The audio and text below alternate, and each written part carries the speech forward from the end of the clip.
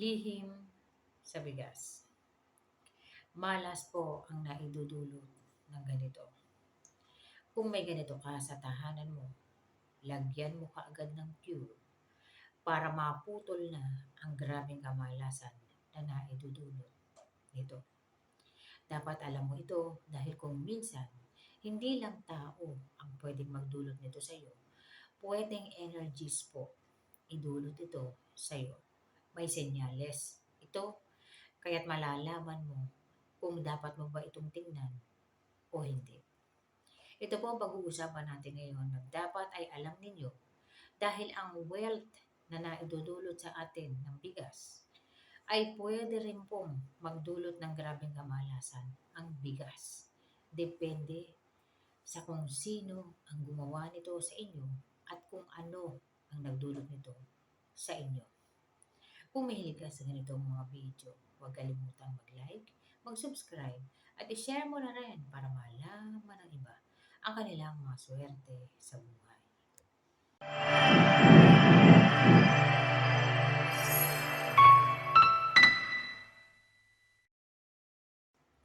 Ang bigas ay isa sa mga wealth natin. Ayon po sa paniniwala, ang bigas po ay itinuturing na gold.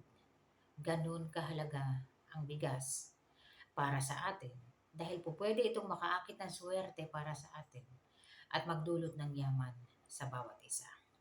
Ngunit po, meron kayong hindi alam pagdating sa paggamit ng bigas na dapat ninyong pakabantayan. Okay? Ang bigas po, kapag ikaw ang naglagay, swerte yan. Okay? Nilagay mo yan para makaakit ka ng good luck energies. Paano naman kung ibang tao ang naglagay ng bigas sa property mo? At kung hindi man tao ang nagdala nito, dinala ito ng mga insekto sa area mo at nagkaroon ng kumpul-kumpul na bigas doon na dala ng insekto, grabing kamalasan ang naidudulot niya. Yang bigas na yan, mga madam, mga sir, kapag inilagay mo sa isang sulok ng tahanan mo, pwedeng maging offering yan. Pwede magdulot ng wealth para sa'yo or protection para sa'yo dahil ikaw ang naglagay sa property mo. Nilagay mo sa isang sulok. Ngayon, kung makakakita ka sa isang sulok ng area o ng property mo o sa labas ng property mo na mayroon kang pagmamayari doon, nakita mo may bigas, matinding kamalasan ang naidudulot niyan. Yan po ay nangangahulugan na ang wealth mo ay ibinabaon nila sa lupa. Pakatandaan ninyong maigi yan, mga madam, mga sir. Kapag nakakita ka ng bigas na kasindami ng isang kutsara o maging ilang piraso o ilang butil ng bigas na kung sa tingin ninyo wala namang magiging dahilan para ilagay mo ito doon. Kung ikaw naglagay niyan doon, okay yan. Kung hindi ikaw, mamalasin ka ng grabe at mababago nito ang buhay mo dahil gagapang ka talaga. Lahat ng wealth mo mababaon sa lupa at hindi mo makukuha. Ang gawin mo kapag may gumawa ng ganyan sa iyo, huwag mong hahawakan yung bigas na nakita mo. Lagyan mo kaagad ng asin at saka mo palipasin ng 1 o 2 oras para maabsorb ang lahat ng negative energies at dakutin mo ng dustpan, ibalot mo sa plastic, itapon mo malayo sa iyo. Ngayon, halimbawa, sa isang area mo, may insekto na naghakot ng bigas doon. Nakita mo, may ilang butil ng bigas. Yun din ang gawin mo. Maglagay ka din ng asin at kapag umalis na yung insekto, ibalot mo, itapon mo, palayo sa iyo. Sunod. Ang bigas po kasi ay pwedeng gamitin laban sa iyo. Ito po ang downside ng mga pampaswerte na ginagamit natin. Pwede silang gamitin ng iba laban sa iyo mismo. Yung pampaswerte ang ginagamit mo, siyang ginagamit sa iyo para malasing ka. Okay? Magbantay po kayo kasi hindi ninyo alam yung taong nakangiti sa inyo araw-araw, bumabati sa inyo araw-araw. Baka sila pala ang nagdudulot ng grabeng kamalasan sa iyo. Hindi ito nangangahulugan na yung mga kakilala ninyo, yung mga ka-close ninyo, malalapit sa inyo, ay gagawan kayo ng hindi maganda. Hindi po ganon. Ang sinasabi natin dito, maging mapagbantay ka sa lahat ng oras at pagkakataon dahil hindi lahat ng nakikilala mo ay talagang mabait at gusto ka. Okay? Hindi po kasali dito yung mga itinuring nyo ng kaanak ninyo. Hindi sila kasali. Okay? Kasi kapag tinuring mo yung tao na kaanak mo, ibig sabihin, talagang sila ay umaayon sa kung ano yung enerhiyang meron ka. Okay? Ito ay tumutukoy sa mga tao na hindi ninyo ganun kakilala. Kaya maging maingat po kayo. At hindi lang mga tao ang dapat pag-ingatan. Energies, mga madam, mga sir. Pwede rin silang magdulot ng kamalasan sa inyo. Gamit din yung ganun. Insekto ang nagdala ng bigas doon sa area. At kapag nakita mo yun, wina-warningan ka ng insekto, kaya't lumabas sila. Okay? Ibig sabihin, merong nagdulot nito sa iyo nang hindi mo nalalaman. So kapag may nakita kang insekto na yun, may bigas doon, nakatambak, or ilang pirasong butil, lagyan mo kagad ng asin kapag umalis yung insekto. Okay? So kapag nilagyan mo ng asin yan, naalis na yan sila. Pag wala na sila, saka mo dakutin. Okay? Isa yan sa mga downside ng bigas. Okay? Ngayon, pag-usapan naman natin, paano makakaakit ng swerte gamit yung bigas. Okay? Kung ang lagayan mo ng bigas, plastic, at okay ka naman dyan, enhance mo. May nilagay ka na ampaw dyan. Okay? Andyan na yan. Laurel, naglagay ka. Or anis, pwede yan. O lahat ng pampaswerte na nilagay mo, pwede yan. Magdagdag ka sa loob niya ng earth object. Halimbawa, maliit na mangkok. Nagawa sa earth, ceramic, o kung ano man yan. Huwag lang po yung kulay pula. Okay? Any colors, huwag lang yung pula. Okay? Sunod.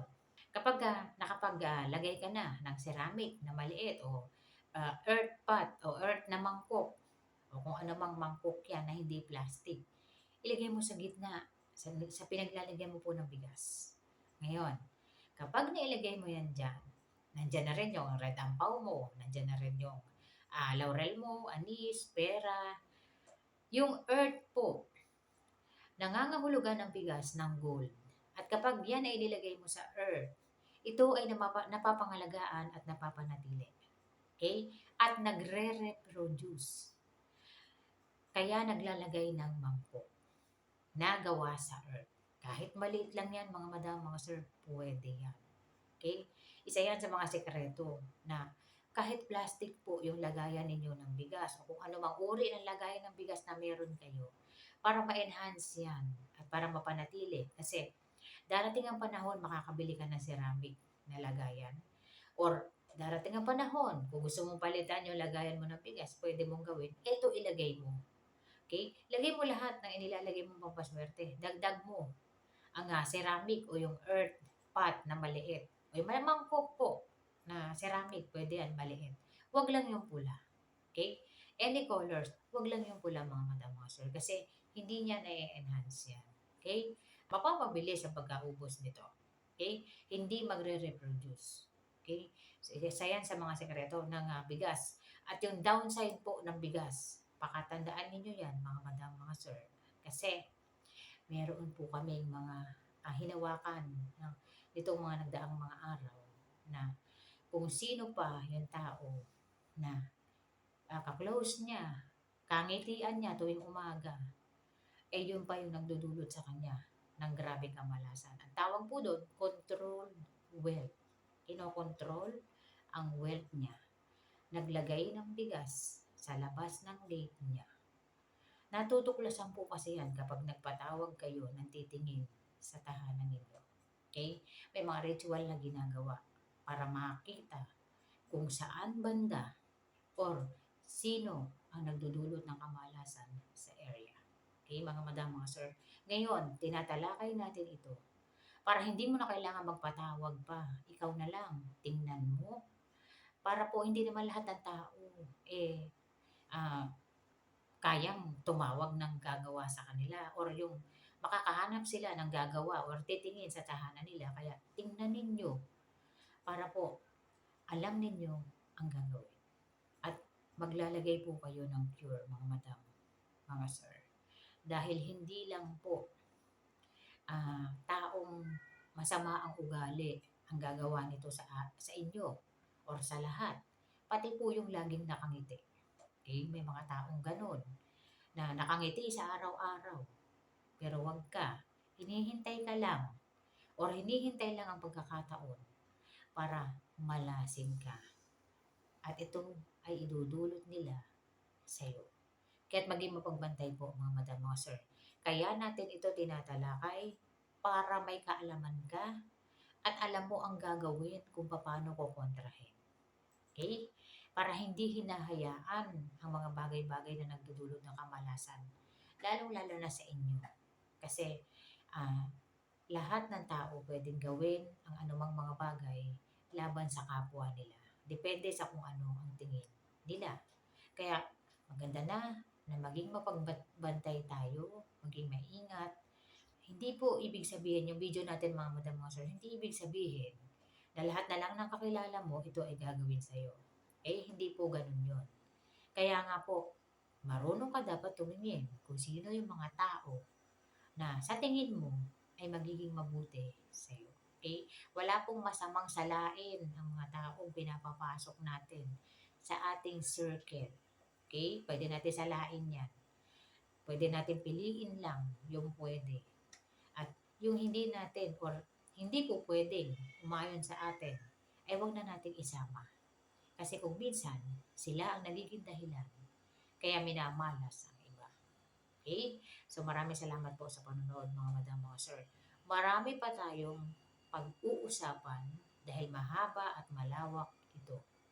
Pati yung mga malas ngayong 2026, dapat alam ninyo yan at dapat alam ninyo ang gagawin. So maraming salamat po sa panonood.